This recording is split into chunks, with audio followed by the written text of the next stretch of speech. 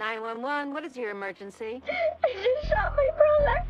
Tingkat kriminal di kota Chicago telah meningkat dalam beberapa tahun terakhir. Penembakan, pembunuhan, pemerkosaan, dan berbagai tindak kriminal lain. Hampir setiap rumah sakit penuh sesak dengan pasien baru yang mengalami luka tembak, tusukan, bahkan kematian. Dan kisah akan berfokus pada sosok dokter bernama Paul, di mana dirinya hampir setiap hari menangani korban dari kejahatan brutal yang terjadi. His heart stopped. He's lost too much blood. Sorry. Jauh dari wilayah berbahaya dan rawan kriminalitas, Paul sendiri tinggal dengan damai bersama seorang istri dan anak gadis satu-satunya. Memiliki kehidupan yang sejahtera, ekonomi cukup, fasilitas memadai, membuat Paul dan keluarga tidak pernah merasakan efek atau dampak dari kejahatan yang terjadi. Oh my god, I have to text Sophie to see if she got in. Sampai suatu hari saat dirinya pergi makan di sebuah restoran, ada seorang tukang parkir atau valet yang memarkir mobilnya, di mana si valet tersebut memotret alamat rumah Paul di GPS mobilnya. Tanpa curiga sedikit pun, itu akan menjadi awal mimpi buruk bagi Paul. Wednesday, 8 o'clock, La Fonda. I wouldn't forget a restaurant like that. Hingga suatu malam saat sang istri dan anak tengah berdua di rumah, terlihat sebuah mobil sudah terparkir di semak-semak rumah mereka. Saat sang ibu sedang berada di dapur, beliau pun melihat jendela dan pintu sudah terbuka. Dari situ, dia sudah merasa bahwa ada sesuatu hal yang tak beres, lalu menyuruh sang anak untuk turun. Saat melihat ada jejak kaki di sana, si ibu pun makin yakin bahwa ada seseorang yang berada di rumah mereka. Dan benar saja, si anak yang tengah berada di kamar langsung dibungkam dan ditodongkan sebuah pistol di kepalanya. Dan ternyata ada 3 orang perampok yang berada di sana. Pria yang satu pun menyuruh 2 pria lainnya untuk mengikat si gadis dan diperingatkan untuk jangan berbuat macam-macam. Dia sendiri akan ikut bersama si ibu untuk membuka berangkas dan menggasak semua harta yang ada. Saat si ibu tengah memberikan semua hartanya, di lantai bawah terlihat si pria justru malah memainkan pistolnya di paha si gadis. Beruntung pria yang satunya mengecam tindakan tersebut hingga terjadi sebuah pertengkaran di antara mereka berdua, di mana si gadis memanfaatkan situasi tersebut untuk mengambil pisau dan mencoba melawan mereka berdua. Namun apalah daya, saat si perampok satunya datang, istri Paul dan anaknya pun ditembak saat itu juga. Mengetahui hal itu, Paul pun harus merelakan sang istri tewas dan anak gadis satu-satunya menderita koma. Dengan berat hati, akhirnya sang istri pun dikubumikan dengan diiringi lagu Ku Menangis dari Rosa. Maafkan jika memang ini harus kutinggalkan dirimu, karena hatimu selalu kau lukai. Ku menangis, membayangkan betapa kejamnya dirimu atas diriku. Kau buatkan cinta ini. Hingga saat dirinya mengantar sang mertua pulang, dia melihat beberapa orang asing yang tengah masuk ke perkebunannya. Di situ sang mertua mengambil senapan dan menembak mereka untuk menakutinya.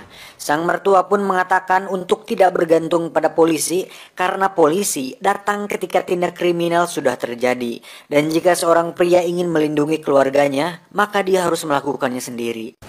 Berhari-hari setelah kejadian tersebut, akhirnya Paul memutuskan untuk mendapatkan sebuah senjata demi melindungi dirinya sendiri. Tapi ternyata diperlukan izin resmi dan harus mengikuti prosedur untuk dapat memiliki sebuah senjata.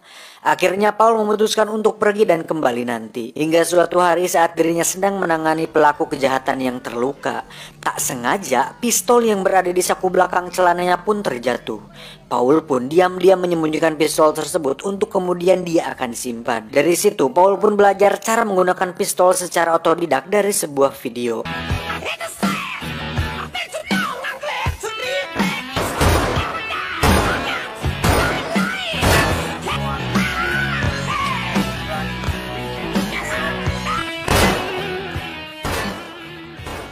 Saat melihat kondisi anak gadisnya semakin menurun, Paul pun memutuskan untuk pergi keluar dan masuk ke wilayah yang rawan kejahatan. Hingga tiba di suatu jalan sepi, Paul melihat pasangan yang tengah dirampok. Sontak Paul meneriakinya hingga dirinya mendapatkan perhatian dari penjahat tersebut. Saat mobil melaju ke arahnya, Paul pun menembak mereka beberapa kali hingga mobilnya menabrak. Paul pun sempat terluka di tangannya karena itu adalah pertama kalinya dia menggunakan senjata. Di sisi lain kita akan melihat seorang wanita yang tengah mengabadikan momen tersebut, di mana itu akan menjadi sebuah awal di mana aksi yang dilakukan Paul akhirnya viral. Tak lama, salah seorang penjahat pun keluar dan akan menghampiri Paul. Namun dengan tangan kiri Paul yang masih normal, Paul pun menembaknya hingga tewas.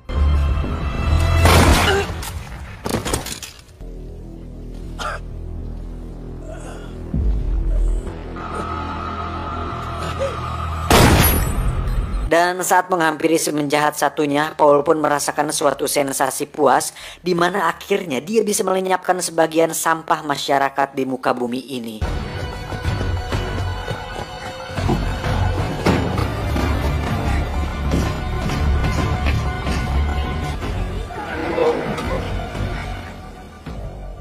Setelah kejadian tersebut, sang korban pun bersaksi bahwa orang tersebut tiba-tiba datang dan seperti seorang guardian angel atau malaikat penjaga, di mana dia memakai hoodie dan membunuh orang jahat di sana.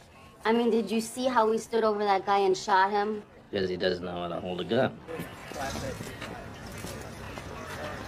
Berita tersebut pun dengan cepat menyebar dan menjadi viral di media sosial. Suatu hari saat Paul menangani seorang pasien yang masih anak-anak, dia melihat bahwa anak tersebut tertembak di bagian kaki. Saat ditanya, si anak pun menjawab bahwa hal itu dilakukan oleh seorang pria kulit hitam yang suka menjual es krim di wilayahnya, di mana orang tersebut sebenarnya menjual narkoba dengan berkamuflase sebagai penjual es krim. Bermodalkan alamat si anak, Paul pun secara terang-terangan datang ke sana dengan khas jaket hoodie-nya. Tanpa banyak pikir, Paul langsung menembak beliau di tengah siang bolong. Insiden kedua tersebut pun kembali meresahkan dua polisi wilayah yang dimana mereka berdua adalah polisi yang sama yang menangani kasus Paul. Hingga Siti dan Bambang akhirnya menemukan sebuah fakta bahwa si pelaku adalah orang yang sama dengan kejadian tempo hari.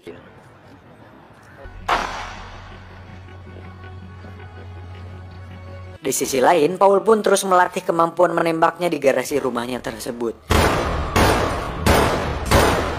Hingga suatu hari saat dirinya menangani pasien yang terluka, Paul melihat jam tangan istrinya terpasang di lengan kiri si pasien, yang pada akhirnya dia menyadari bahwa orang itu adalah salah satu pelaku pembunuhan istrinya. Setelah pelaku tersebut dinyatakan mati, Paul dengan cepat mencari ponsel si pelaku, kemudian mencari informasi di mana dia bisa mendapatkan pelaku yang lain.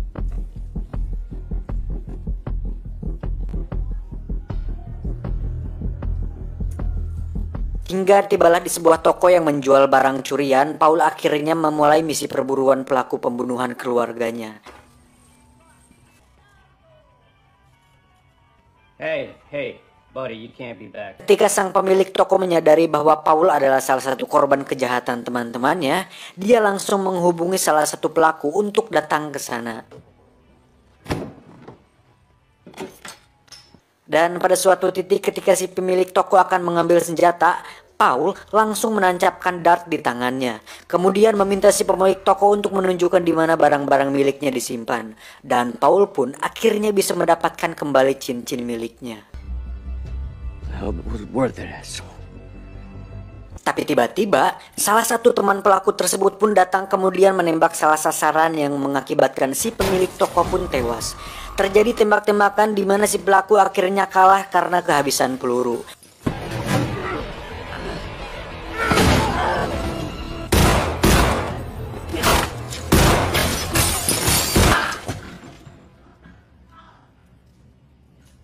Dengan cepat, Paul mengambil ponselnya untuk mendapatkan pelaku yang lain. Saat lengah tersebut, pelaku berhasil menendang Paul hingga tersungkur ke sudut ruangan yang membuat bola bowling di atas rak menggelinding. Hingga saat si pelaku akan menembak Paul, dirinya justru tewas karena kedengar oleh bola bowling tersebut. Dan itulah yang dinamakan apes, mamam. Atas insiden ketiga tersebut, pria berhoodie misterius pun semakin hari semakin viral dan menjadi headline news di Chicago. Siti dan Bambang pun datang ke kantor Paul untuk memberitahunya kabar baik bahwa salah satu pelaku pembunuhan istrinya sudah mati. Yang padahal itu semua adalah dilakukan oleh Paul. Paul pun dalam hatinya berkata, gawe naon atuh sia teh koplok, gua juga yang harus turun tangan. Bangsat. We did find this ring at the crime scene. My ring. Yeah, that's what we thought. Dengan informasi yang didapat dari ponsel milik teman si pelaku, Paul pun mendatangi pelaku kedua yang merupakan seorang mekanik bengkel, di mana pria itu adalah pria yang menggesek-gesekkan pistolnya ke paha anak gadisnya Paul.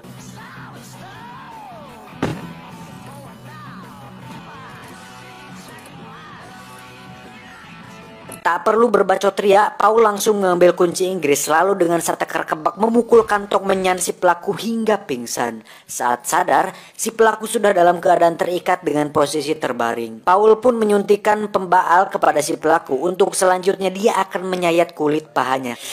Ngilu bangsat, kelihatan asli loh dengan ini. Kalau ditayangin bukan dolar kuning lagi nih mah, dolar merah nih monyet. Anjir, parah loh, kelihatan asli anjir. Lanjut, karena Paul seorang dokter, dia pun mengetahui titik syaraf mana agar si pelaku merasakan kesakitan, dan itu dilakukannya untuk memaksa si pelaku buka suara mengenai pelaku ketiga yang ikut dalam kejadian tersebut. Setelah selesai, Paul pun meninggalkannya, dan si pelaku pun modar. You're not gonna kill me. Dan saat Paul menemani anaknya yang sudah mulai kembali pulih, tiba-tiba dia mendapatkan telepon dari si pelaku ketiga, di mana dia mengancam akan datang langsung kepada Paul. Hingga saat sang anak sadar dan sudah boleh pulang ke rumah, disitulah Paul mulai menyusun sebuah rencana peperangan, di mana Paul datang kembali ke toko senjata dengan membeli beberapa senjata api berkaliber besar. Dan saatnya tiba, Paul menyuruh anaknya untuk bersembunyi. Paul pun mengelabui pasukan si pelaku dengan menempatkan sebuah guling di tempat tidurnya. Dan dengan strategi ala John Wick dari film yang sudah ditontonnya, pasukan tersebut pun bisa dengan mudah dia bantai.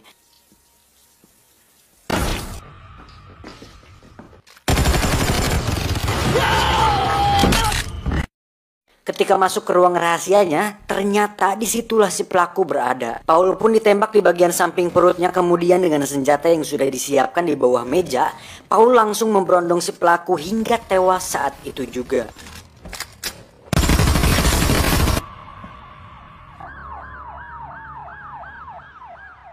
Sementara itu, Siti dan Bambang pun tidak bisa menemukan bukti atas pembunuhan yang telah dilakukan oleh Paul dan menganggap kejadian tersebut sebagai bentuk pembelaan diri.